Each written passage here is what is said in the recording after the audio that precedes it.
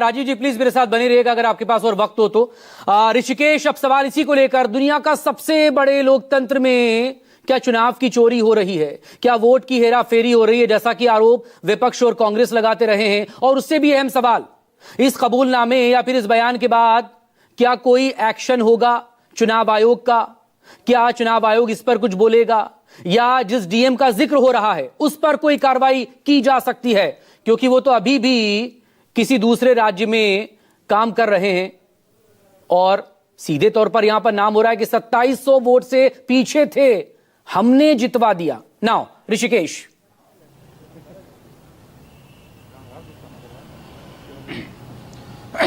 मकसूद, दरअसल जिस सीट को लेकर जीतन राम मांझी चर्चा कर रहे हैं वो सीट कौन सी है, तो वो सीट है औरंगाबाद जिले की टेकारी विधानसभा है। गया जिला उसका संसदीय क्षेत्र औरंगाबाद पड़ता है और जिला गया पड़ता है।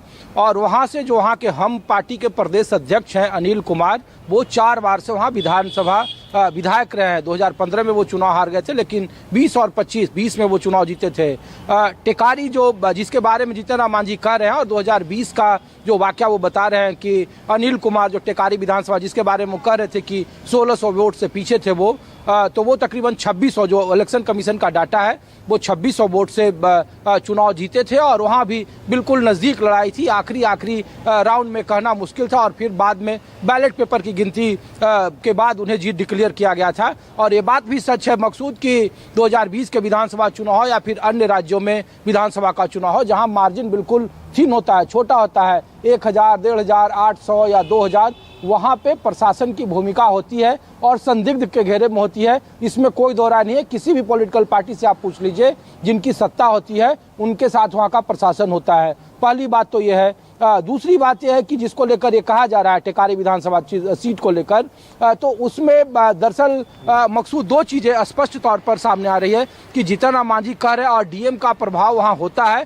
और इसीलिए चुनाव आयोग ने, जब पॉलिटिकल पार्टियों ने चुनाव आयोग के दफ्तर में जब वो उन्होंने ज्ञापन दिया था, तो उन्होंने स्पष्ट तौर पर जो इस बार चुनाव सुधार को लेकर कदम उठाए गए थे 2025 के विधानसभा चुनाव के पहले, जब SIR के बाद जो दूसरा था कि उसमें पोस्टल बैलेट की गिनती पहले होनी चाहिए, और जब तक पोस्टल बैलेट की गिनती प्रॉपर नहीं हो जाएगी तब तक ईवीएम की गिनती शुरू नहीं होगी। बाकायदा ये गाइडलाइन था जब हम लोग चुनाव का प्रेस कॉन्फ्रेंस कवर कर रहे थे तो। और पहले इसी बैलेट पेपर की गिनती में हेरफेर होता था मकसूद, जिसकी जहां सत्ता रही वहां इसका प्रभाव होता था। और इसीलिए एक नहीं, ऐसे कई सारे उदाहरण हैं। 2020 के चुनाव में जब बिल्कुल थिन मार्जिन था और मुख्यमंत्री आवास में भूपेंद्र यादव जो उस समय के प्रभारी थे और जो दूसरे चुनाव प्रभारी थे वो वहाँ गए, और फिर RJD ने आरोप लगाया कि डीएम को फोन किया जा रहा वहाँ के डिस्ट्रिक्ट मजिस्ट्रेट को। तो जो बैलेट पेपर की जो गिनती होती थी वो बाद में होता था और उसका लोग अपने तरीके से इस्तेमाल करते थे। जीतन राम मांझी बिल्कुल सही कह रहे हैं मकसूद,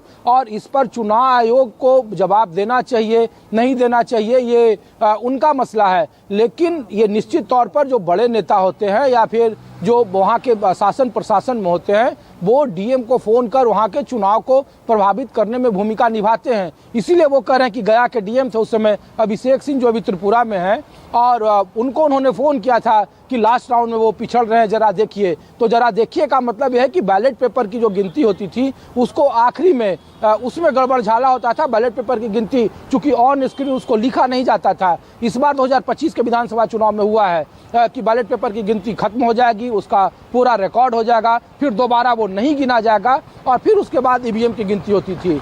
दूसरी बात मकसूद, जो बिहार के चुनाव के बाद नतीजे आए, इसमें कोई दो राय नहीं है कि ये सबको पता था कि हम लोग भी जब घूम रहे थे तो एनडीए की सरकार आ रही है, पूर्ण बहुमत से आ रही है। इसमें किसी को कोई दो राय नहीं था जो भी ग्राउंड रिपोर्ट कर रहे थे। लेकिन जो चुनाव आयोग ने डाटा दिया मकसूद, जो मेरे सामने है चुनाव के बाद, उसमें कहा गया कि 1,20,000 से 1,30,000 जो मेरे पास डाटा है, मेरे पास अभी उसमें तकरीबन 15 टोटल कैंडिडेट हैं जिनको पूरे बिहार में विधानसभा के, जिसमें 1,20,000 से 1,30,000 वोट है।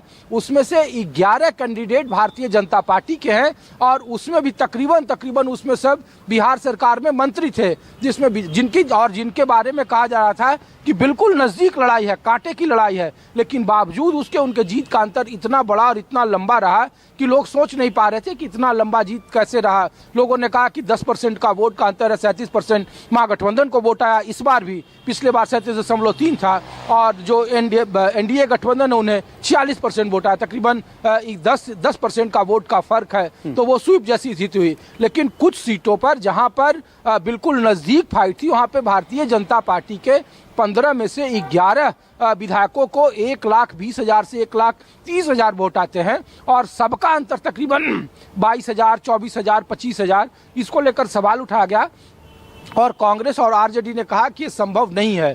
तो जो कुल मिलाकर कहे जा रहे थे कि जो बैलेट पेपर की गिनती या फिर जीतन राम मांझी जिस टेकारी की बात कर रहे थे, वो सिर्फ एक टेकारी ही नहीं है, बल्कि कई सारी ऐसी सीटें हैं जिसको लेकर जो नज़दीक मुकाबला है उसमें कहा जा रहा है कि वहाँ पे हमेशा इस बात की कोशिश होती है कि प्रशासन की भूमिका होती है, सत्ताधारी दल की भूमिका होती है। इसीलिए इस बार कोशिश किया गया था कि बैलेट पेपर की गिनती पहले हो और फिर उसके बाद ईवीएम की गिनती हो। तो जीतन राम मांझी जिसके बारे में कह रहे हैं वो बिल्कुल ठीक कर रहे हैं, जिस सीट के बारे में कह रहे हैं वो भी आपको बता रहे हैं और दर्शकों को बता रहे हैं। और सिर्फ ये जीतन राम मांझी की कहानी नहीं है, बल्कि कई सारे जनता दल यूनाइटेड के भी कई सारे ऐसे सीट है जो बेहद कम मार्जिन से जीते हैं। उसमें 1, 2, 3 सीट आरजेडी के पास भी है जो 250, 300, 400, 500 से वो चुनाव जीतते रही है। लेकिन निश्चित तौर पर इस पर चुनाव आयोग को देखना चाहिए, और खास करके प्रशासन की भूमिका और प्रशासन को प्रभावित न किया जाए, इसको लेकर एक सबसे बड़ी चुनौती है। और बंगाल के विधानसभा चुनाव में भी मकसूद जब हम लोग घूम रहे थे तो एसआईआर में बीजेपी ने आरोप लगाया,